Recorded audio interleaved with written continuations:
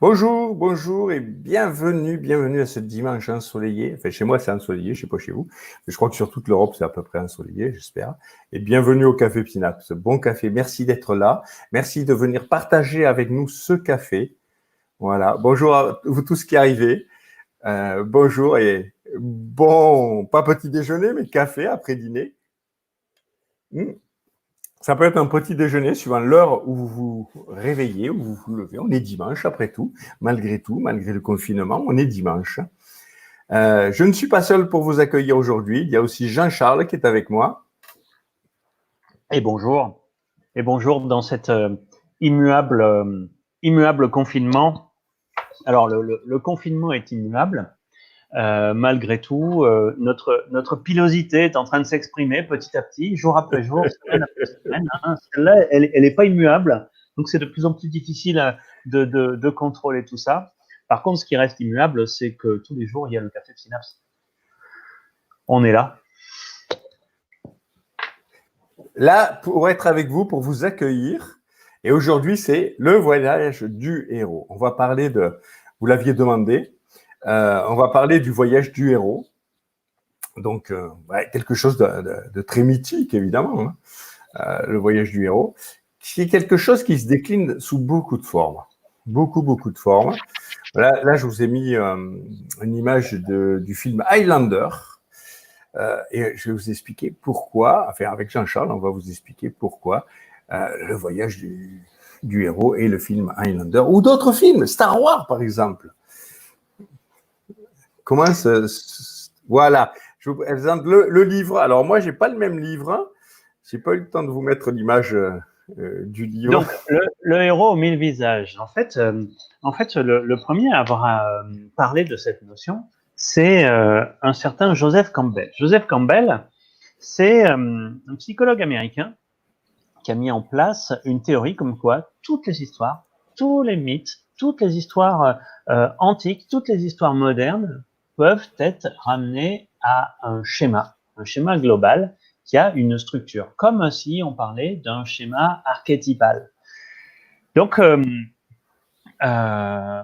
il a lancé un mouvement comme ça, puis il a contribué notamment au scénario de Star Wars, me semble-t-il. Oui, tout à fait, au scénario de Star Wars. Bon, ce qu'a fait Campbell, c'est une œuvre magistrale qui sert à beaucoup de choses, mais qui est un peu complexe. Et il y a Christopher Vogler qui a repris les travaux et qui en a fait une synthèse, qui en a fait un résumé en 12 points. Et qui tient en 7 feuillets. Au départ, le premier travail qu'il a fait, c'est pas le livre de 250 pages d'aujourd'hui sur comment écrire un scénario de film, mais il a fait une synthèse qui tient en 7 pages et qui a permis l'écriture, et notamment Spielberg, qui était en train d'écrire Star Wars, qui a trouvé ce document-là et qui s'en est inspiré pour réécrire son scénario. Ça a donné quelque chose comme... Alors, attendez, je ne sais pas comment on vous ajoute ça. Voilà. Voilà. Ça a donné quelque chose comme ça, où il a redécoupé le film en plein d'étapes et a rentré son film dans toutes les étapes, les 12 étapes du voyage du héros. Alors, les étapes du voyage du héros, c'est... Attendez, je suis un peu trop avancé. Voilà, c'est ça. C'est quelqu'un qui quitte sa maison. Vous connaissez le parcours de l'alchimiste qui quitte sa maison, je crois que le livre s'appelle L'Alchimiste de Coelho, et qui reprend ce parcours-là aussi du voyage du héros. On peut écrire des livres à partir de ça. C'est toujours... Campbell a étudié tous les mythes à travers la planète interculturelle, et s'est aperçu qu'il y avait toujours les mêmes schémas qui étaient répétitifs. Et pourquoi ces schémas sont répétitifs? Parce que ce sont les schémas de nos vies, que nous vivons à une échelle importante ou à une échelle moindre. Chaque fois que nous avons une transition de vie, nous vivons ces schémas-là. Et donc, il a conçu quelque chose comme ça, un parcours qui est toujours le même qu'on retrouve dans tous les mythes. Coloré en bleu. On le retrouve dans la Bible, on le retrouve aussi dans les textes sacrés originels, on le retrouve dans la mythologie grecque, on le retrouve partout. Philippe, je ne peux pas laisser passer ça. Tu as fait un lapsus énorme. Tu voulais dire George Lucas pour Star Wars et pas Spielberg. Oui, tout à fait. Mais ça ne serait pas passé au niveau de la critique de l'émission. Là, si on rectifiait pas ça. Non, je me suis trompé, effectivement. Je ne sais pas pourquoi j'ai fait ce lapsus. Ah, parce que je viens de voir un film de Spielberg, c'est pour ça. Donc, en fait, on a une structure cyclique, il semblerait. Hein. Là, on a un point de départ et on se retrouve au point de départ à l'arrivée, mais peut-être qu'on n'est pas au même étage. Je me demande s'il n'y a pas une notion d'escalier tournant dans cette question-là, un petit peu comme si on faisait un cycle et on se retrouve au même endroit que là d'où on est parti et à l'étage en dessus. Dans une autre pièce, quelque chose de supérieur. Et ça monte. Cette notion d'escalier tournant, c'est exactement ça. C'est la spirale qui nous élève. On le traverse à toute époque. Quand vous passez de l'école primaire à l'école secondaire, c'est un voyage du héros. Ça fait peur, il y a les peurs, il y a tout ce qui va avec. Et puis, vous découvrez de nouvelles connaissances, vous grandissez. Toute notre vie est une succession de petits voyages du héros ou de grands voyages du héros.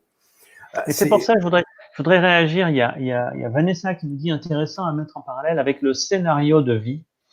En fait, le voyage du héros n'est pas un scénario de vie, c'est un scénario d'aventure. Et on va pas scénariser sa vie avec le voyage du héros. On va scénariser une aventure. Et à un moment de notre vie, on pourra avoir une aventure qui va devenir, on va devenir quelqu'un grâce à ça. On va changer de stature. D'ailleurs, on pourra se poser une question à un moment de cette émission. Je sais pas si c'est maintenant. Le voyage du héros aux yeux de qui? Héros aux yeux de moi-même ou héros aux yeux de la société? Est-ce que c'est une notion référence interne? C'est moi qui dis je suis héros, ou est-ce que c'est la société qui dit que je suis un héros? Moi, je crois, bien sûr, je vais répondre les deux, comme d'habitude. et c'est à vous d'évaluer. Est-ce que vous voulez être le héros de votre famille, de votre entreprise, de votre association, ou est-ce que vous voulez être le héros de ce qui a de la valeur à vos propres yeux, à vous? Ou le héros de votre entourage aussi. Et souvent, c'est 3 pans de vie. On oublie souvent, on le fait sur un pan de vie, alors que c'est 3 pans de vie qui sont chaque fois en jeu. C'est d'abord la vie sociale, la société, les autres, ce pan de vie-là. La vie familiale, la vie proche. Dans la vie sociale, j'inclus la vie professionnelle, évidemment. La vie proche, votre cercle à vous, votre famille. Et puis, la vie intime, la vôtre. Votre référence à vous-même. Est-ce que vous êtes le héros de votre vie? Bien des gens ne le sont pas, malheureusement. Et pourtant, ils devraient l'être. Alors, pour en revenir à Berne, c'est intéressant parce que dans ces scénarios de Berne, on s'aperçoit que c'est une prison. Là, ce n'est pas une prison. Le seul scénario qui soit une prison ouvrante, qui permet de réaliser, c'est le presque de type 2. Et là, on pourrait le comparer, effectivement, quand ça marche. Philippe, on peut pas avancer si on. Oui, non, je vais trop loin, je vais trop loin là. Le presque. Alors, le presque c'est un schéma de. Le presque, c'est pas en analyse transactionnelle, ça? Si, c'est de l'analyse transactionnelle. Oui. Donc, on a deux types de presque. Celui qui échoue et qui dit j'y étais presque. Vous voyez, ça, c'est le presque de type 1. C'était juste à côté de la ligne. La balle était presque bonne. Vous voyez le presque de type 1. Et le presque de type 2, alors lui, il réussit. Il se donne des objectifs. Je veux monter telle montagne. Il réussit. Il y a juste qu'il ne savoure pas sa réussite. Parce que au moment où il réussit, il voit, il y a une montagne plus haute là. Et je veux y monter. Et du coup, il se lance dans un nouveau projet. Donc, le presque de type 2, c'est quelqu'un qui se donne des objectifs successifs. Du coup, ce cycle qui tourne, le presque de type 2, lui, il va s'engager dans des voyages du héros successifs. continuellement. Ce qui est un peu la vie, parce qu'à partir du moment où c'est un outil de grandissement, le voyage du héros, c'est un outil de grandissement. Chaque fois que vous avez grandi, vous avez traversé ces étapes-là, vous avez traversé ces moments-là. Et chaque fois, ça vous a emmené plus loin. Et à partir du moment où vous stagnez, vous restez dans le contexte, vous restez dans la première étape, c'est-à-dire que vous êtes bien là où vous êtes. Mais il n'y a pas de raison d'évoluer si vous n'êtes pas bien, si vous êtes bien là où vous êtes. Hein. Sauf que stagner, pour nous, c'est la mort. Pour nous, c'est être mort à vous-même quelque part. On est des êtres d'action. On n'est pas fait pour travailler, je suis d'accord. On est fait pour vivre des passions. On est fait pour agir. Agir dans le monde, agir dans notre famille, agir autour de nous. On est des êtres. L'homme n'a pas besoin de travail, il a besoin d'action. Rester dans l'immobilisme, c'est sombrer dans la dépression bien souvent. Donc, si on est des êtres d'action, on doit s'engager dans des projets. On doit mener des projets. Et tous les projets fonctionnent comme ça. Et tous les projets qui nous font grandir fonctionnent comme ça. On a pas mal de réactions, Philippe. Là, il y a une question de Boutayeb qui nous demande, prière, de définir le mot héros. Dans quel contexte? C'est vague. Ben oui. En fait, on utilise régulièrement des contextes vagues. Et on va pas forcément chercher à le définir. On est dans une pensée archétypale. On est héritier de la pensée de Carl Gustav Jung avec les archétypes, les archétypes, notamment les formes archétypales de héros, le magicien, le chevalier, le roi, enfin le prince, et tout ça, c'est des formes qui nous parlent inconsciemment. Elles sont, et c'est la théorie de Jung, elles sont en nous, toutes ces formes archétypales. Nous les portons en nous sans bien les connaître. Nous les connaissons au niveau émotionnel. Donc la notion de héros, on va pouvoir vous donner une définition. Et tout à l'heure, on est allé sur une notion héros aux yeux des autres, héros à mes propres yeux. En fait, c'est une notion qui n'est pas intellectuelle, c'est une notion qui est émotionnelle. Sinon, vous faites de ce sujet un sujet intellectuel, et dès qu'on intellectualise, on sort de l'action.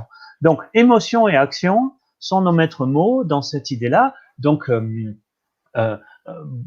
Boutayeb, pardon pour ma prononciation, la question, je te la retourne, qu'est-ce que tu ressens quand tu dis le mot héros? Quel est ton ressenti personnel? Et là, tu commences à avancer sur une définition de cette notion. Intéressant. Intéressant parce que si ton ressenti, c'est la peur, c'est loin de moi. C'est quoi l'autorisation qui te manquerait là? Là, c'est un problème d'autorisation. Et souvent, on nous a pas autorisé. Je vois les jeunes, on fait des formations, nous. On fait des formations gratuites pour les jeunes. Jusqu'à 25 ans, c'est gratuit chez nous. À partir de 16 ans, on a des formations spéciales pour les jeunes. Eh bien, les jeunes de 16 ans qu'on prend, de 16, 18 ans, eh bien, ils sont pas des héros. Pas des héros à leurs yeux. Parce que on les a bridés, parce que on leur dit ça, mon vieux, c'est pas pour toi. Ça, tu n'y arriveras pas. Tes rêves, tu peux les mettre dans ta poche. C'est pas quelque chose, même les mettre à la poubelle, malheureusement souvent, parce que c'est quelque chose qui est pas réalisable.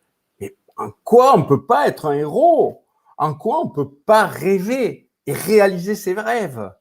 Si on écoute les autres, tout est infaisable puisque eux n'ont pas réussi. Pourquoi les autres y arriveraient? Et c'est ça, cette notion de héros. On l'éteint trop tôt chez nous. Beaucoup de choses se passent au collège. Oui.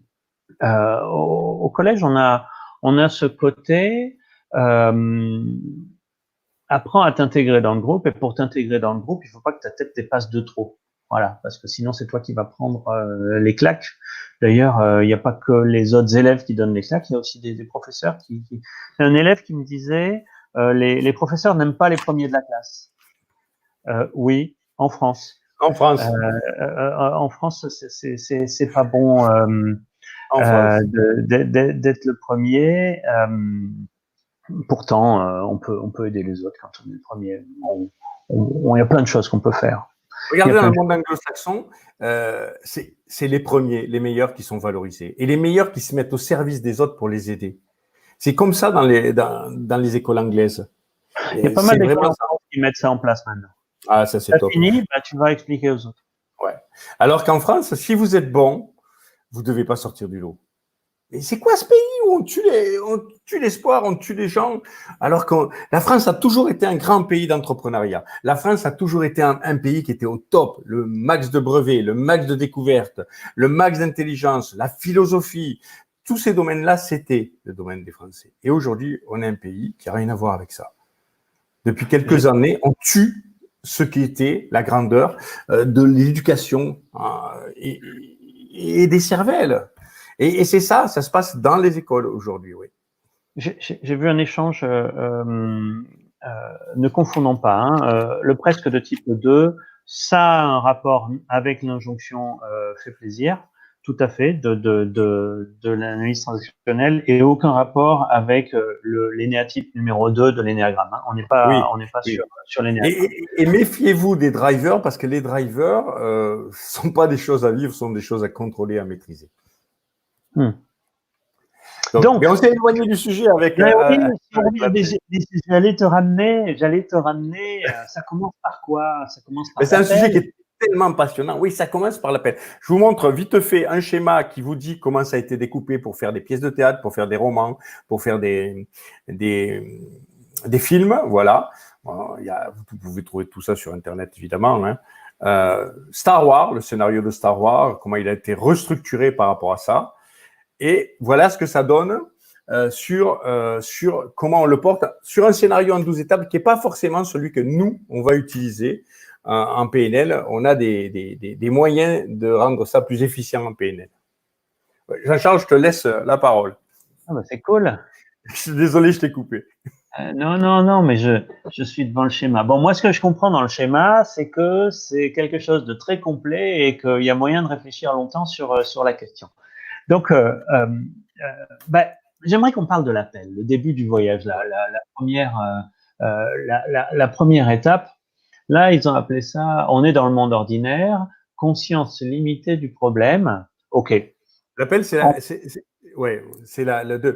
le monde ordinaire, c'est ce que vous vivez, c'est votre quotidien. Tant qu'il vous satisfait, il n'y a pas de souci. C'est à partir du moment où vous prenez un autre degré de conscience de votre quotidien. Donc, quelque part, moi, le voyage du héros commence par un appel. Alors, on pourrait dire, ah oui, mais il a de la chance, lui, parce que quelque part, il a eu un appel, il s'est retrouvé dans une situation où l'opportunité s'est ouverte devant lui. Alors moi, j'ai un petit exercice pour vous. Oui, parce que on cause, mais vous pourriez faire quelque chose, vous aussi, là, de l'autre côté de votre écran. Est-ce que, dans votre vie, il y a eu des appels que vous avez eus, et un appel, on a deux possibilités. Soit on y résiste, soit on y répond. Et moi, ce que j'aimerais, c'est que vous trouviez des appels que vous avez eus, auxquels, alors, il y a un ami qui est chaman, et je lui dis, mais comment t'es devenu chaman? Il me dit, tu ne deviens pas chaman, tu le décides pas, tu es appelé. Voilà. Dans le chamanisme, on est appelé. Et quelque part, donc vous comprenez tous cette notion. Est-ce qu'il y a des appels que vous avez eus auxquels vous n'avez pas répondu? Et des appels que vous avez eus auxquels vous avez répondu. Et c'est pas des appels téléphoniques, on est d'accord, hein, c'est des appels de l'ordre de j'aurais pu changer quelque chose au cours de ma vie. Alors, oui, j'ai eu un appel, je suis allé voir le film L'appel de la forêt, Marilyn 94.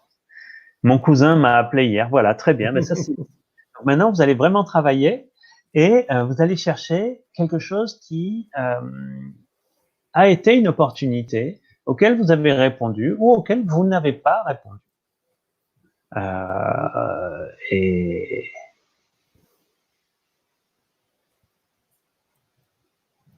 plusieurs appels résistés. Ouais. Oui, j'aurais dû, j'aurais pu. Appel reçu, j'ai répondu. Ce qui est intéressant, c'est quand vous avez refusé l'appel, qu'est-ce qui vous a fait refuser l'appel? Voilà. Vous n'êtes pas autorisé ou quelque chose vous a fait peur, vous a effrayé? On est bien dans le confort, dans l'homéostasie, dans ce qu'on vit. Même si on souffre, il faut un certain degré pour pouvoir le quitter. là, j'en ai un qui est rigolo. Là. Amélia, je ne les laisse pas passer celui-là. Laissé en attente, mais jamais résister. Ah, Amélia, on C'est une parle de fuite. résister à l'action. Donc, si tu n'agis pas, tu résistes à l'action. C'est pareil, ça s'appelle une Si fuite. tu as un appel et que tu te laisses en attente, tu as résisté. Tu ne peux pas dire ça. Par contre, Ouais. ce qui s'exprime dans cette phrase, c'est deux parties de toi qui ne sont pas tout à fait d'accord. Voilà la clé. Mais après, on ne vous dit pas de répondre à tous les appels, hein, parce qu'il y a des appels qui sont potentiellement des grosses conneries. Hein. Et alors, on le saura que si on le fait. Alors, l'appel au voyage. Ça, c'est intéressant, l'appel au voyage. L'appel à changer de géographie, changer de lieu. Le voyage forme la jeunesse, voyage initiatique. Donc, je pars, je change de paradigme. Non, je change de vie. C'est pas, Ouais. c'est je change de vie. Là, il y a Parce que un truc là-dessus. c'est pas partir en vacances, c'est changer de vie. Non, on est d'accord. Hein, c'est pas les vacances. Hein, c'est pas une semaine au Club Med. C'est pas. Le voyage n'est que prétexte qu'on se donne pour embellir son appel et nous permettre de passer au-dessus de la peur qu'il génère. Tiens, on a Marion Corona qui a mis un message. Des appels, oui. Et paf, il a disparu. Tiens, ça y est. Et vous voyez, ce principe, cette roue, ces diverses étapes, c'est universel. On le retrouve dans tout. Donnez, je vais vous donner un exemple. Parfois, c'est difficile. Peur. Voilà, ça y est, on a le mot peur qui est sorti, Philippe. Ouais, c'est justement, on vous montrera plus loin que c'est pas forcément quelque chose de nécessaire. Ouais. Dans notre vision PNL, je ne sais pas comment je fais pour faire. Ah, voilà, je vais vous montrer. Voilà. Au départ, on vit dans un contexte, un environnement dans lequel on est plutôt bien. Tant qu'on y est bien, il n'y a pas de raison de changer. Je vais vous raconter une histoire pour illustrer ça. C'est un couple. C'est un couple qui vient d'un milieu ouvrier, elle a fait des études de langue. Lui a travaillé très tôt, puis a repris des études par la suite et a fini par un bon poste dans l'informatique. Ce couple-là, quelque part, a tout pour être heureux, mais s'ennuie un peu quelque part. C'est un peu un manque d'activité. Qu'est-ce qui se passe? Là, c'est un appel. C'est un appel, c'est une prise de conscience que c'est pas ça la vie. C'est pas juste ça la vie. La vie, c'est autre chose. C'est la passion, c'est autre chose. Et donc, c'est un accroissement de niveau de conscience qui est l'appel à l'aventure. Dire, il y a autre chose, je veux découvrir, je veux aller plus loin. Donc, du coup, ce couple-là s'interroge sur c'est quoi leur passion, découvre une passion et commence à essayer de se dire pourquoi je vivrai pas de ma passion, pourquoi je n'irai pas beaucoup plus loin dans mon existence et réaliser autre chose. Et donc, suite à ça, je me trompe de roulette. Hésitation à vouloir changer, la peur. Je sais ce que je quitte, je sais pas vers où je vais aller. Et qu'est-ce qui fait? C'est compliqué de se lancer dans un contexte. C'est compliqué de se lancer dans une aventure, de créer quelque chose, de vivre de sa passion. C'est vraiment compliqué. Donc du coup, interrogation, mais pour sortir de l'interrogation, qu'est-ce qu'il nous faut? Il nous faut un modèle. Il nous faut quelque chose, une rencontre, un guide, quelqu'un qu'on puisse modéliser. Lui a la chance de travailler avec quelqu'un qui est un fou furieux et de pouvoir le modéliser. Quelqu'un, un génie de la stratégie de développement d'entreprise, entre autres, et de pouvoir le modéliser. D'ailleurs, ça fait écho à notre intervention sur les mentors de la semaine dernière. Complètement. Et c'est ça. Donc, qu'est-ce qui s'est passé là? Ce couple se forme, modélise les gens qui l'ont formé, puis modélise ce gars avec qui il travaille, qui a développé une entreprise qui est partie d'une petite start-up dans un garage, quasiment au centre de Paris, dans une seule grande pièce, et qui est aujourd'hui amené son entreprise à être numéro 3 mondial. Donc, la stratégie de développement de ce gars qui connaît rien en informatique, mais qui est capable de développer une entreprise, c'est du génie. Donc, c'est un bon modèle. En appliquant ce modèle-là, la façon dont il fait, on peut se mettre en action. Au départ, on se met en action. Elle quitte son travail, elle travaille à la sécurité sociale. Elle quitte son travail de fonctionnaire qui ne lui plaît pas du tout, dans lequel elle est en train de mourir. Et elle se met derrière une table dans la salle à manger avec un téléphone. Lui continue à avoir son travail et prend les appels des clients qui veulent parler au formateur, parce que c'est un organisme de formation, prend les appels du client dans les toilettes de son entreprise, de l'entreprise où il travaille. Suite à ça, évidemment, il rencontre des épreuves. Il y a des trahisons, il y a des gens qui veulent travailler avec eux, qui viennent proposer des alliances, qui viennent travailler avec, d'autres qui essaient de faire n'importe quoi, de partir avec des clients, de les trahir, ils sont trahis plusieurs fois. Mais ça, c'est de l'adaptation, c'est de la façon de mettre en place. Qu'est-ce que c'est? On ne connaît pas ce secteur, on ne connaît pas, on se lance dans une aventure, alors forcément, c'est une part de découverte qui est motivante, même si elle est chahutante à certains moments. Et puis, à un moment, ça accroche. Assez rapidement, malgré tous ces chaos, ça accroche. Le public aime. Le public aime la mentalité, aime la passion, aime ce qui est transmis. Donc, ça fonctionne. Et là, ça prend de l'expansion. Et on passe à d'autres niveaux aussi. Et c'est un grand changement. C'est un grand changement parce que dans ce grand changement, l'entreprise progresse. Mais il rencontre encore des difficultés, forcément. Si vous grandissez, vous rencontrez des difficultés. Et là, c'est une internationalisation, c'est-à-dire que l'entreprise devient plus grosse, passe sur plusieurs pays, commence à atteindre d'autres niveaux. Et là, enfin, l'entreprise est assez bien assise, parce qu'une entreprise n'est jamais complètement assise, est assise et un savoir-faire, à quelque chose qui est reconnu, à des gens qui aiment ça, à des gens qui le suivent, un vrai succès au niveau du public. Et du coup, le but est atteint. Le but est atteint et c'est un nouvel ordre qui se met en place. C'est-à-dire qu'avec cette expérience, avec cet élixir de transformation, avec ce savoir-faire-là, quoi faire? Le projet initial a été dépassé même. Bien qu'il y ait eu des trucs, à l'origine, ce projet était de travailler moins pour gagner tout autant. Aujourd'hui, et de libérer beaucoup d'heures pour les enfants. Les enfants, aujourd'hui, pour ce couple, sont toujours présents. Ils travaillent par contre beaucoup plus que ce qui était prévu. Mais c'est plus un travail, c'est une passion. Donc, c'est du 24 heures sur 24. Et aujourd'hui, les compétences acquises, c'est une nouvelle dévotion, c'est quelque chose, c'est un retour. Et un retour, ça se fait comment? Ça se refait sur les bases de qu'est-ce que je peux apporter. Maintenant que j'ai cette expérience, qu'est-ce que je peux apporter? Et apporter, ça veut dire mettre en place pour ceux qui en ont le plus besoin. Ça veut dire s'ouvrir au monde, changer le monde. Mais changer le monde, ça veut dire quoi? On peut pas changer le monde. C'est pas possible de changer le monde. On ne peut que changer les gens. Et c'est les gens qui changent le monde. Si on change les gens, on change le monde. Donc, mettre en place des formations gratuites pour ceux qui en ont le plus besoin.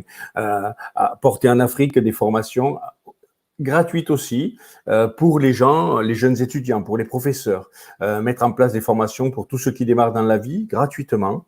Et tout ça, c'est un retour. Ça, c'est faire part de l'expérience et la partager. Et donc, c'est une nouvelle tentative de changement. Nouvelle tentative de changement en changeant les gens autour de soi, en apportant ça. Et ça marche. Ça, c'est le cadeau.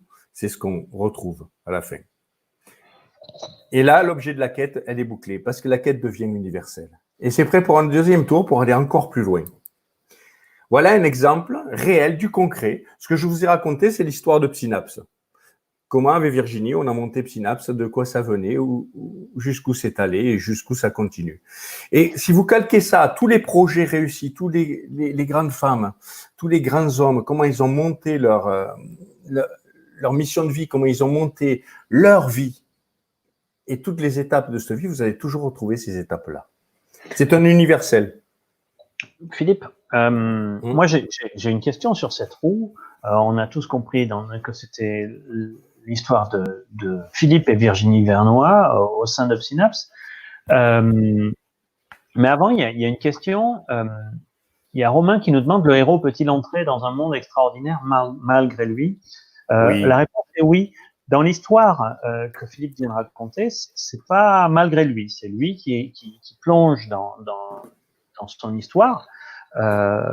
Mais on connaît d'autres histoires où le héros se retrouve à un endroit où il ne devait pas être et il n'est pas dans une situation. C'est la structure de ce qu'on appelle en structure romanesque le roman picaresque.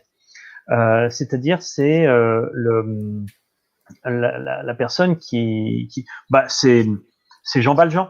Voilà, en fait, Jean Valjean, c'est un enchaînement de situations successives qui vont faire de lui un héros.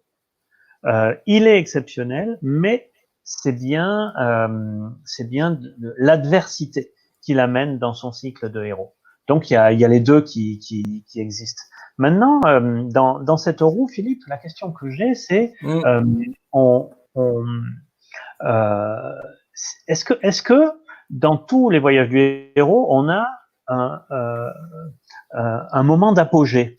C'est-à-dire que dans le protocole qu'on utilise, il y a ce qu'on appelle le climax.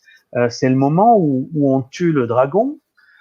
Et dans cette histoire-là, quand a été ou sera ce moment du climax à tes yeux sur ce premier cycle-là? Parce que peut-être que tu prévois de nouveaux cycles.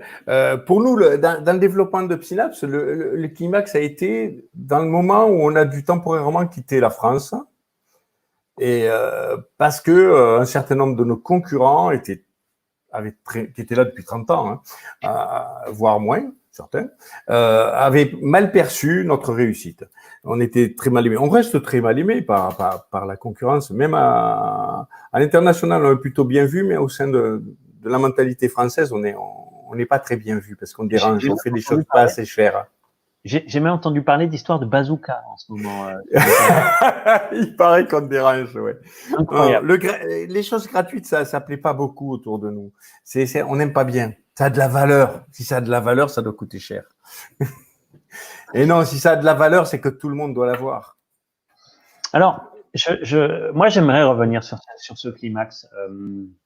On a un protocole au maître praticien PNL, module 3, où on fait vivre le voyage du héros en accéléré, en transe. Voilà. Je dis en accéléré parce que ça dure que 40 minutes. Et dans ce protocole, à un moment, on a le climax. Faut tuer le dragon. Faut tuer le dragon. Et j'ai des stagiaires qui me disent mais moi je veux pas tuer le dragon, je veux l'apprivoiser, il est gentil. Non. En fait, dans l'approche archétypale, tuer le dragon, c'est tuer quelque chose qui est à l'extérieur de nous, mais si on prend une notion chère à notre cœur en métaphore, c'est la notion de condensation. Ce qui est à l'extérieur de nous, c'est souvent à l'intérieur de nous aussi. En fait, tuer le dragon, c'est une manière de pouvoir renaître autrement. Dans la démarche initiatique, la mort n'est pas une mort infructueuse. Dans la démarche initiatique, dans la vision symbolique des choses, la mort, c'est une manière de renaître. Et si le dragon ne meurt pas, on n'a pas la possibilité de renaître. Donc, on va tuer le dragon. Et il s'exprimera autrement. D'ailleurs, à ce moment-là, Philippe, et je te pique l'idée, parce que c'est toi qui me l'as dit tout à l'heure, c'est plus le dragon, c'est le phénix. C'est le phénix, totalement. Donc, c'est cette vision cyclique avec mort, renaissance. Et on en revient au cycle. On revient au point de départ, mais un étage en dessous. Et on peut repartir dans un autre cycle. Ça revient à cette histoire de bol. Si vous ne videz pas le bol, vous ne pouvez pas le remplir. Il faut d'abord vider son bol pour pouvoir mettre une nouvelle connaissance dedans. Et c'est ça le phénix. Le phénix, c'est brûler l'ancien monde pour renaître de ses cendres. Et renaître encore plus beau, encore plus vif, encore plus puissant, encore plus joyeux aussi. Et un niveau dessus. Mais si on ne brûle pas les scories de l'ancien monde, ça ne peut pas fonctionner. Alors, Sophie Morel nous dit freudien. Je sais pas, peut-être. Plus jungien que freudien. Alors, plus jungien que freudien, mais surtout, on est devant une mythologie qui date de la nuit des temps. Et Oui. on est bien avant Freud. Au début de l'émission, il y a un certain Stéphane Bini, et il me semble que je l'ai déjà croisé, qui dit « Mais ça veut dire que ceux qui ont écrit la Bible ont lu le bouquin de Joseph Campbell. » Merci Stéphane pour cette formidable contribution à notre émission. Eh bien, la réponse est oui, bien sûr. En fait, c'est surtout Joseph Campbell qui a épluché tous les mythes de toutes les sociétés possibles, imaginables. Il a contribué, c'est un grand orientaliste. Il a contribué à traduire pas mal de choses. D'ailleurs, on peut, dans l'histoire des idées philosophiques européennes, et notamment en Allemagne, vu qu'on peut s'intéresser à la suite Schopenhauer, Nietzsche, Freud, dans le temps, c'est intéressant. Et il y a un héritage successif, Schopenhauer, Nietzsche, Et Freud, oui, totalement. et Schopenhauer, qu'est-ce qu'il a de spécial dans le monde universitaire allemand à ce moment-là? C'est le seul orientaliste. C'est-à-dire qu'en fait, il s'est gavé de littérature mythique orientale. Et c'est ça qui a apporté de la nouveauté dans la pensée idéaliste allemande du 19e siècle. Donc, et c'est oui, lui on qui peut le premier. dire Freud à beaucoup d'endroits. Après, la question, c'est comment tout ça s'est construit. Oui. Quelle a été la genèse? L'idée d'inconscient avec lequel on travaille beaucoup, nous, on le voit naître avec le Wille. Le Wille de Schopenhauer, il est là, il est préexistant. Il n'y a pas le mot inconscient, lui, il l'appelle le Wille. Inconscient, c'est un Suisse qui l'inventera. Mais c'est le Wille, cette force interne de vie, et qu'après Freud va reprendre sur inconscient, ça vient de là, cette pulsion-là. Ouais. Théorie des schémas et pulsion de vie. Et on a Schopenhauer qui apporte le fonctionnement inconscient. Bon, après, Schopenhauer, lui, il dit qu'on peut rien changer. C'est-à-dire, c'est très figé tout ça, qu'on peut pas, et du coup, il se suicide. C'est un temps, c'est une époque. Et c'est une vie aussi. Pareil pour Freud, c'est un temps, c'est une époque. Tous ces temps passent, laissent leurs idées, font évoluer les concepts. C'est chaque fois un cercle. On est sur un voyage du héros aussi, chaque fois une spirale qui monte à chaque étape. Alors, comment on passe de cette spirale que tu viens de nous montrer avec toutes ces étapes? Bon, on peut écrire. On a compris qu'on pouvait écrire une pièce de théâtre, un roman, un livre, mais comment on passe à l'action dans notre vie? Je vois une question qui est intéressante. J'ai besoin aussi de mes racines, de mon passé, de mon histoire. Oui, le passé, c'est le passé, il n'existe plus. Il est derrière vous. C'est les souvenirs de votre passé, c'est pas votre passé. C'est comment les souvenirs vous en avez. La réalité de votre passé, vous ne la connaissez pas. Vous ne l'avez pas. Mais vous avez un passé qui est construit dans votre tête, qui est votre souvenir de votre passé. Et oui, c'est une formidable ressource que ça, et qu'on ne perd jamais. Quand on renaît avec ces moments-là. Pas les négatifs. Les négatifs, on peut les éliminer, mais ceux qui nous construisent, ceux qui nous font avancer. Oubliez pas, ce qui est important, c'est pas ce qu'on a fait de vous, mais c'est que ce que vous faites de ce qu'on a fait de vous. Et ça, c'est des choix qui vous appartiennent complètement. Rappelez-vous bien de ça. Oui, tu disais, avant que je... Comment on passe à l'action? Parce que là, on a un outil super pour écrire un roman, une pièce de théâtre et un film. Très bien. Comment on passe à l'action? Est-ce que tu as un outil plus simple qui pourrait nous permettre facilement de rentrer en action? Ah ben moi, alors il y a plein de pistes, avec ça. D'abord, on passe pas à l'action tous de la même façon, parce qu'on n'a pas tous les mêmes moteurs de motivation. Donc l'étape 3, l'étape de la peur, elle va se dépasser souvent par des moteurs de motivation. On a un truc qui est superbe, un outil. J'entrerai un peu plus dans les moteurs de motivation plus tard. Mais qu'est-ce qui fait que vous n'agissez pas? Je crois que je n'ai pas le bon slide là. J'ai fait un slide exprès et je ne l'ai pas. J'ai pas pris le bon. Non, tu nous l'as montré. Eh ben non, je l'ai pas. Je viens de le faire. Je l'ai pas. J'ai pas copié le bon. C'est pas grave. Je vais vous montrer quelque chose qui est erroné et je vais le corriger. C'est plus simple. Voilà. J'avais fabriqué ce slide et je ne le trouve pas. Bon, c'est pas grave. Voilà. On a un truc, nous, qui est assez génial, qui s'appelle le Walt Disney. Voilà. Dans le Walt Disney, alors ça, c'est faux. Hein, ce truc que vous avez là est complètement faux. D'abord, c'est pas réaliste, mais c'est réalisateur. Voilà. Et après, on a le rêveur. Qu'est-ce qui se passe dans votre tête? Voilà. Si vous remplacez réaliste par réalisateur, quand vous avez un projet, une idée, voilà. Vous avez l'appel, vous êtes là, ouais, je voudrais faire ça, je veux vivre de ma passion, je veux faire quelque chose là.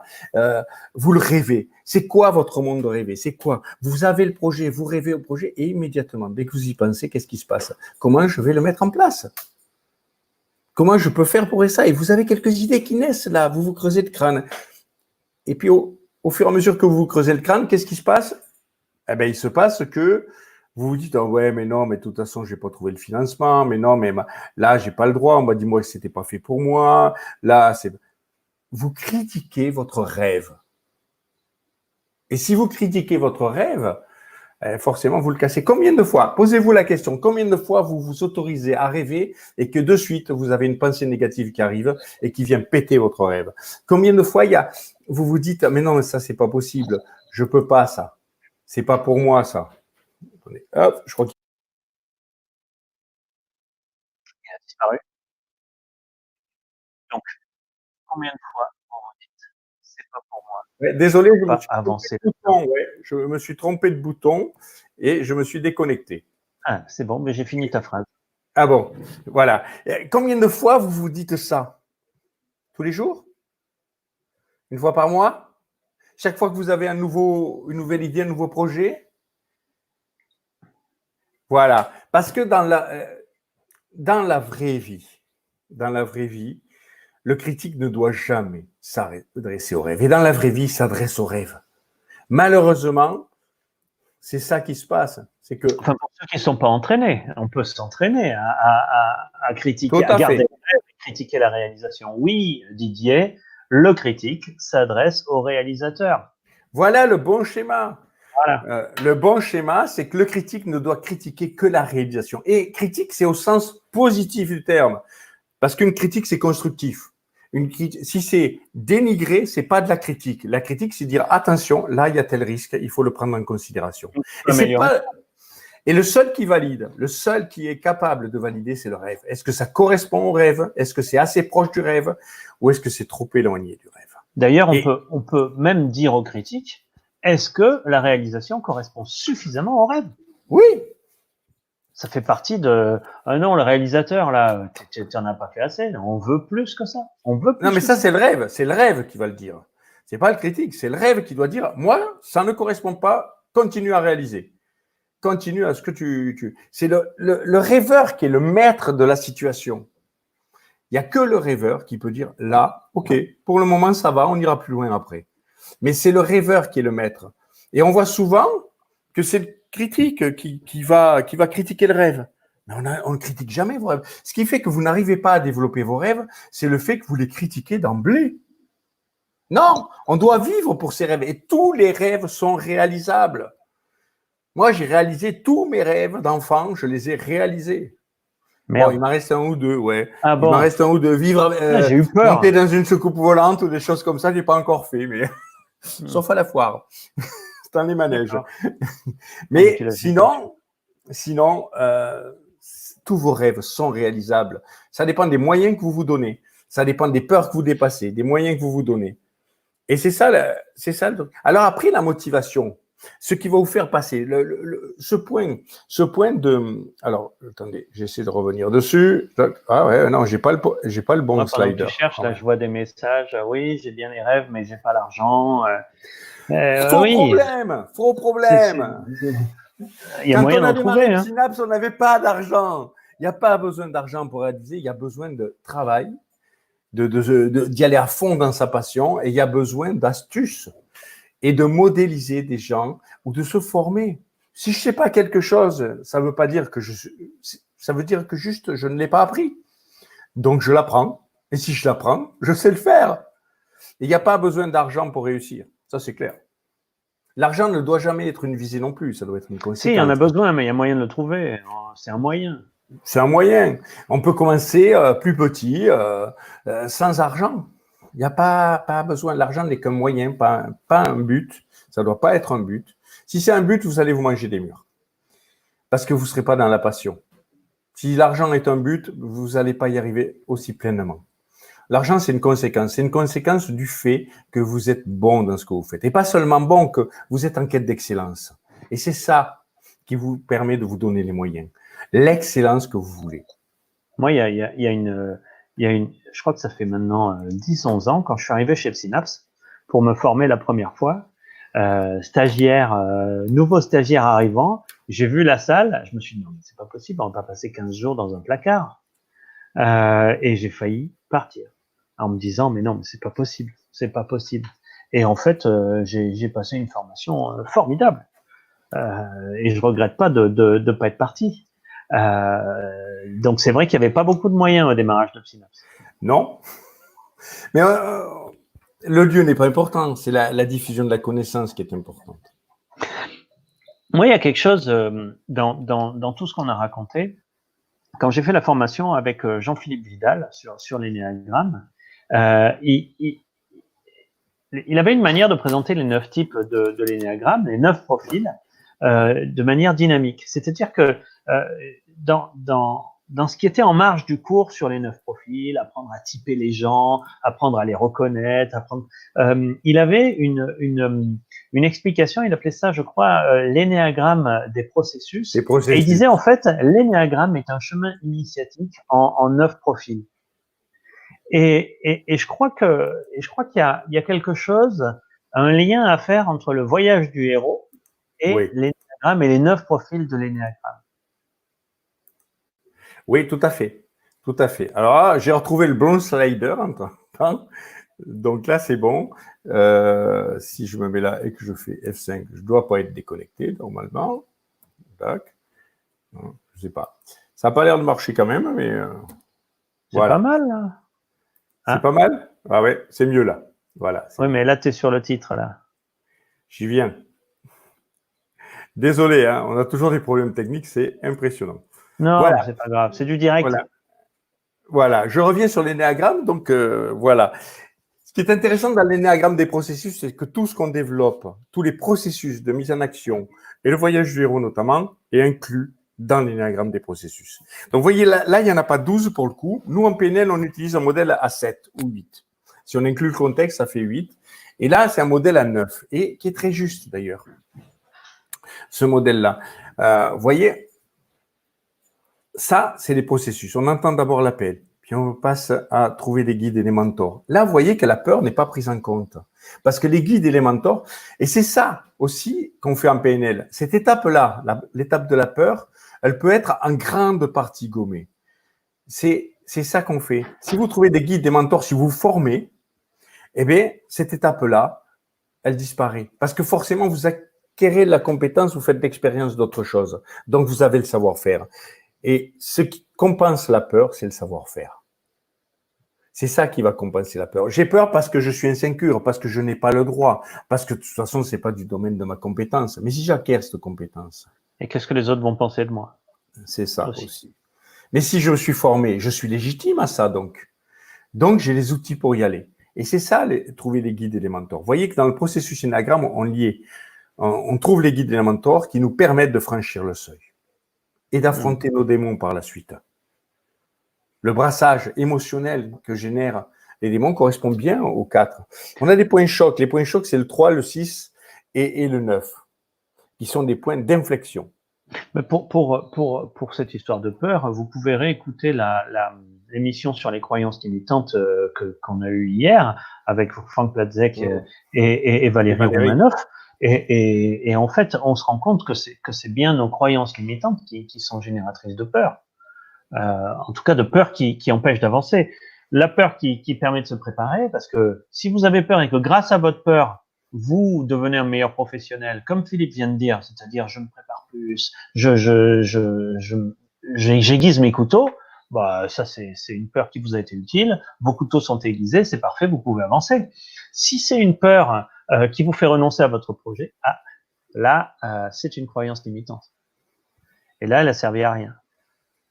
Après, il y a un autre truc, de temps en temps, euh, il y a pas mal de gens qui trouvent que leur projet a de la valeur grâce au fait qu'à un moment de leur projet, ils ont eu peur. Donc à ce moment-là, bah, c'est pas vraiment une peur, c'est juste le fait que vous préparez la valorisation de votre réussite. C'est ça, c'est ça. Si j'ai pas eu de difficultés, mais les difficultés, vous en aurez. Il y en a toujours, c'est ce qui fait la vie. S'il n'y a pas de difficultés, il y a pas, vous savez, il y a des hauts, il y a des bas. S'il n'y a pas de haut, bah, c'est plat. Et un électroencéphalogramme, si c'est plat, ça sert à rien, vous apprenez pas. La difficulté nous fait apprendre, parce que pour pouvoir la dépasser, il nous faut apprendre, il nous faut imaginer, il nous faut inventer. C'est ça qui nous fait grandir, c'est notre essence. Pas Alors, la difficulté, le grandissement. Jeanne, Jeanne nous dit, j'ai utilisé Synapse pour me lancer dans mon rêve de vie. Je n'ai pas encore le mentor. Et je vois pas comment tu peux utiliser Synapse sans avoir eu les mentors. C'est-à-dire que les mentors ne sont là que pour t'aider à faire un passage. Ils ne se prolongent pas dans le temps. Et on l'avait dit dans notre émission sur les mentors. En effet, les mentors ne sont pas des gourous. Donc, ton mentor, tu l'as. Il s'appelle Jeanne Utile. Et tu l'as construit grâce à ceux qui t'ont aidé à passer à un moment. Donc, en fait, pensez à l'accoucheur d'idées, là. Vous savez, cette idée de Socrate. Je suis juste là pour accoucher. Accoucher de vous-même, c'est juste à un moment donné. L'accoucheur, il va pas passer votre vie avec sa vie avec vous, sauf si vous l'avez épousé. Mais ça, c'est pas pareil. Mais l'idée, c'est le mentor, il vous sert juste à faire un passage à un moment donné, et après, vous vous retrouvez, vous, avec votre responsabilité. Maïotique. Merci Didier. Ouais, maïotique, oui. Le mentor n'est pas quelqu'un qui va faire à votre place. Une anecdote. Un jour, j'ai une stagiaire qui est chez nous depuis 2 ans, qui a fait plein de formations, et là, je l'ai en maître-prat. Et au début du maître-prat, elle vient me voir, elle me dit, écoute, j'arrive pas à m'installer, j'arrive pas à démarrer, j'arrive pas, parce que je sais pas, j'y arrive pas. Est-ce que tu peux m'aider? Je dis, je vais réfléchir à la chose. Le maître-prat commence. À l'époque, on faisait un maître-prat qui était très étalé sur 4 mois. 2 mois après, elle vient me voir et elle me dit, il faut que je te dise une chose, c'est insupportable pour moi. Je te supporte plus. Tu me traites mal. J'ai pas de valeur à tes yeux. C'est quelque chose de terrible. J'y arrive plus. Je vais peut-être abandonner la formation parce que j'y arrive plus. Et là, je lui réponds une question. Je lui dis, t'en es où de ton installation? T'as démarré ton projet? Eh bien oui, elle avait démarré son projet. C'est quelqu'un qui s'est construit, quelqu'un de brillant, et qui a fait toute sa carrière dans une autre vie sur chaque fois, elle prenait à la direction d'une équipe sur des projets qui étaient perdus d'avance. Et on lui disait, de toute façon, avec l'équipe qu'on vous donne là, c'est impossible d'y arriver. Et chaque fois, elle avait réussi. Et elle avait fait ça une dizaine de fois. Et chaque fois, elle réussissait pour prouver au niveau dessus, à sa direction, qu'elle était capable de. Donc, il lui fallait un mur où s'appuyer. Il lui fallait quelque chose où s'appuyer pour pouvoir. Et là, elle se retrouve dans un projet où elle est son propre patron. Qui peut lui servir de repoussoir? Personne. Donc, le mentor, là, c'est pas de faire à la place, mais j'ai servi de mentor, j'ai servi de repoussoir. Elle s'est mise à vouloir me prouver qu'elle pouvait y arriver. Donc à tous ceux qui supportent plus Philippe Vernois, c'est pas une mauvaise nouvelle. Ça veut peut-être dire que vous avez évolué dans votre chemin de vie. Et oui, Corinne Framery, ce que tu fais avec les enfants, utiliser le voyage du héros pour justement travailler sur la peur et le fait d'être soi-même, formidable utilisation d'une pensée archétypale. Et puis les enfants sont tellement géniaux dans la transe. C'est magnifique. Donc oui, c'est parfait comme travail.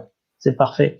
Donc, tuer le dragon, ça peut être se débarrasser de l'image de Philippe Vernois. Je pense que c'est un bon dragon. Hein. Va falloir utiliser un bon arc. Et avec certains, la motivation va se trouver là. il leur faut un mur sur lequel se repousser, prouver à l'autre que. D'autres, c'est à l'interne que vous devez vous prouver. Chacun a une motivation différente. On ne fonctionne pas tous pareil. Je reviens sur l'outil du Walt Disney et comment on peut le marier avec le voyage du héros. Voilà, je vous ai trouvé le bon slide. Voilà comment on peut le marier avec le voyage du héros. Donc, on est sur le rêveur, le réalisateur, le critique. Le réalisateur, je vais l'appeler l'action. Pour moi, c'est l'action. Parce que qu'est-ce que c'est qui vous pose le plus de problèmes avec cette peur? C'est le passage à l'acte. C'est agir. Et c'est le problème des êtres humains, deux problèmes majeurs. La confiance en soi, mais ça, on vous l'a détruit dès l'enfance dans l'éducation de ce pays. Le manque de confiance en soi. Le problème, c'est ça, le manque de confiance en soi. Vous savez, toujours peut mieux faire. Vous avez 20 sur 20, mais on vous met peut mieux faire. C'est une bonne nouvelle. Ouais. J'ai une bonne et une mauvaise nouvelle. Tu sais, c'est le feedback. J'ai une bonne et une mauvaise nouvelle. Ah bon, c'est quoi? Bah, tu peux mieux faire. Ouais. Voilà comment on le reporte sur la roue. Donc, vous voyez, étape 1, le monde, on est dans le rêve. Dans la 1 et la 2, on est dans le rêve. Et puis, l'étape 3, le refus de l'appel. Dans le refus de l'appel, on va être dans… alors, je vais le mettre en grand peut-être. Je ne sais pas où il faut cliquer pour le mettre en grand. On va être dans la critique. Vous voyez que la critique est malvenue. Parce que si on remplace la critique par du mentoring, de la formation, je ne sais pas comment on fait pour le mettre en grand. Voilà, c'est ça. Automatiquement, ça gomme cette peur. C'est ce que je vous disais tout à l'heure. Elle est mal placée dans cet endroit-là. Parce que cet endroit-là, ça veut dire que la critique dialogue avec le rêve, est entre le rêve et le réalisateur. Il ne faut pas que la critique soit entre le rêve et le réalisateur.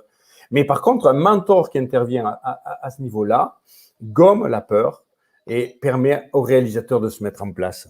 Et après, vous voyez que tout le reste, A, c'est le réalisateur, c'est l'action, et C, c'est le critique. Et après, il est très utile, ce critique. Il est très utile quand on rencontre les épreuves pour évaluer les choses. Le critique, il a sa place.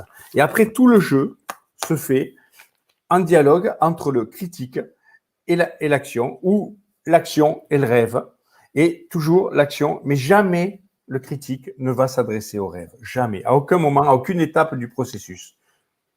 Et on refinit au retour par le rêve. Voilà comment le Walt Disney peut se marier avec le voyage du héros. Nous, en PNL, on peut le simplifier encore d'une étape ou deux et le rendre encore plus efficace dans ses processus. Quelque part, il est 57. Il va falloir qu'on se dirige j'ai pas vu l'heure, oui. vers notre conclusion. Il y a tellement à dire sur cette chose, c'est tellement passionnant, ça lit tellement d'univers que… En fait, j'entends beaucoup parler de notions de chemin initiatique. En fait, on aimerait que notre vie s'améliore en prenant des petites briques de Lego et en les empilant les unes avec les autres. Ça peut marcher comme ça. Maintenant, si on veut générer un grand changement, à un moment, il va falloir on n'attaque pas le dragon avec des briques de Lego. On peut pas. Comment est-ce que on peut rêver grand? Comment est-ce qu'on peut s'autoriser quelque chose de différent, quelque chose d'un autre ordre? Mais il y a des moments où, forcément, il faut changer. Il faut passer par d'autres trucs, passer par une porte basse, se faire petit pour pouvoir grandir après. Être comme le phénix, renaître de ses cendres. Et c'est un parcours initiatique, c'est clair. Donc, en fait, moi, ce que j'aime beaucoup… quelques phrases de Montaigne, je vais pas dire les essais parce que je les ai pas lus, c'est trop long, mais il y a quelques phrases et il parle d'apax existentiel. Et rencontrer le héros, c'est rencontrer son apax. Apax, c'est quelque chose qui va tout changer dans notre vie. Et pas mal de nos stagiaires ont rencontré un apax existentiel, que ce soit par une expérience de mort imminente qui leur fait perdre leur peur, ou que ce soit par le fait qu'à un moment dans leur vie, ils ont eu un burn-out et ils se sont retrouvés dans une situation où tout s'est arrêté. Donc, quelque part, tout ça, c'est des opportunités, tout ça, c'est des appels, et vous pouvez revenir dans votre vie d'avant, refuser l'appel, ou vous lancer dans ce chemin initiatique. Voilà. Ou une chose, et ça va vous mener à quoi? Ça va vous mener à ça, on en a parlé l'autre jour, l'ikigai. L'ikigai, c'est un aboutissement du voyage du héros. Et votre ikigai, si j'arrive, voilà, vous voyez, on peut le voir différemment. comme une quête de sens, un projet, une feuille de route, et puis un jeu, parce que c'est un jeu. La conquête, c'est un jeu. Vous voyez qu'on peut marier ces deux choses-là, et c'est un voyage du héros aussi qui peut réaliser votre Ikigai. Et je reviens à l'Ikigai. Et moi, je terminerai avec, pour ma part, avec ce que vous venez d'écrire là, Mélanie. Là, avec la crise, il va y avoir plein de phénix. Je pense qu'avec la crise, certains d'entre nous vont tout perdre. Moi, j'aime bien ce poème de Kipling, Si. Et si tu peux perdre l'ouvrage de ta vie et sans râler, te mettre à rebâtir, ben peut-être, oui, peut-être. On peut avoir peur de ce qui se passe, mais en fait, dans le fond, ce qui se passe en ce moment, c'est une formidable opportunité. Probablement, je ne sais pas encore opportunité de quoi, mais à mon avis, ce qui se passe en ce moment, c'est une formidable opportunité. Donc, voyons ce qui se présente à nous et voyons comment on pourra saisir cette opportunité. Voilà. En tout cas, moi, je vous remercie beaucoup pour ce café Synapse. Philippe, tu nous fais la présentation du programme? Je ne sais pas quel est le programme, je ne sais pas du tout. Mais je vais vous dire un truc, dimanche prochain, on vous fait quelque chose de... a priori, vous avez bien aimé ce qu'on a fait sur la speed hypnose la semaine dernière. Donc, on s'est dit qu'on allait vous faire quelque chose, mais pas de la speed hypnose. On va vous faire quelque chose dans le changement de vie. Là. Un axe sur le voyage des héros, changement de vie, qui sera quelque chose de c'est quoi votre destin? C'est quoi votre destin? C'est quoi votre légende personnelle? On va travailler sur votre destinée, sur votre légende personnelle le week-end prochain. Alors, ça va pas être quelque chose du tout comme vous avez vu jusqu'à présent. On va plus aller vers des choses mouvementées, qui vont vous apporter des billes pour changer. Justement, comme Jean-Charles dit, cette période, c'est peut-être une période. Alors moi, je le vois de manière positive. C'est une période qui est difficile pour nous tous, mais c'est aussi une opportunité. C'est une opportunité de changement, une opportunité de faire des bilans, une opportunité de prise de décision. Et changer de vie, ça peut être là, oui, ce moment-là. Donc oui, des phénix, oui. Oui, et si on peut vous aider à être des phénix, et peut-être ça sera ça, je n'ai pas encore déterminé le titre, mais devenez des phénix. Renaissez. Renaissez à une autre vie, renaissez à vous-même. Et dans 3 domaines, ça serait pas mal. Dans votre domaine familial, votre domaine professionnel et votre domaine intime. Ce que vous êtes à l'intérieur de vous. Révélez ce que vous êtes à l'intérieur de vous. Ça sera ça le sujet de dimanche prochain. On commencera à 10h. Et on va essayer de vous accompagner sur un parcours qu'on a tous traversé. On sera 3 ou 4 à vous accompagner et on va s'amuser avec vous à redécouvrir qui vous êtes et à redécouvrir le destin qui vous est possible. Alors, si ça vous dit, dites-le dans les commentaires. Si vous voulez qu'on aille par là, on vous fera une émission spéciale dimanche prochain qui commencera à 10h et qui finira à je ne sais pas, 15h peut-être, par là. Peut-être un peu plus. Embrassez votre destinée. Voilà. Dimanche prochain à 10h. Et on va s'amuser ensemble. Tous ceux qui voudront être présents, ça va être mouvementé, émotionnel, certes, et vous allez vous plaire. Vous allez vous plaire à vous-même. Voilà. Après le programme de la semaine. Oui, si tu veux. Tu l'as? Je l'ai. Alors, donc, lundi, auto-hypnose. Voilà, lundi, auto-hypnose. Mardi, clean language, comment parler un langage propre. Vous verrez, c'est assez surprenant. Ça ne ressemble à rien de ce que vous connaissez. Si vous n'avez pas encore vu de clean language, allez écouter cette émission. C'est un des outils préférés de Virginie. Franchement, c'est quelque chose de surprenant et de fabuleusement efficace. Mercredi, poids et tabac, reprenez le pouvoir. Alors peut-être que certains d'entre vous se sont un peu laissés aller dans cette période de confinement. Moi, j'ai beaucoup entendu parler de chocolat dans les échanges que j'ai eus là avec les différentes personnes qui sont confinées. On verra bien. Jeudi, prenez votre Power Shot avec Janet et Laure. Et vendredi, parole d'expert les différents types d'hypnose et on ne sait pas encore qui sera avec Philippe Vernoy. Aujourd'hui, à 17h, on n'a pas encore le tea time qui est monté, mais on a des indices. Peut-être que ça parlera de la pyramide de Dils. Je n'en suis pas tout à fait sûr. Voilà Donc, pour le programme. je vous dis à vendredi pour différents types d'hypnose où on abordera une map de l'hypnose, du monde de l'hypnose. Qu'est-ce que c'est? Tous les types d'hypnose. Vous allez voir que souvent, par exemple, l'éricksonien ne représente à peu près que 10% de la map de l'hypnose. Voilà. Alors, on va faire une grande map de l'hypnose, une grande map des secteurs où l'hypnose est efficace, utile, et de toutes les formes d'hypnose qui peuvent exister. La plupart, toutes celles qu'on connaît au moins.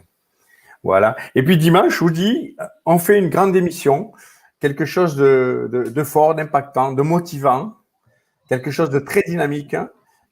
Et si vous y assistez, munissez-vous de papier, de crayon et d'un miroir aussi. On aura besoin que vous puissiez vous regarder à certains moments. Et de Kleenex. Et de Kleenex aussi, oui. Oui, c'est sûr.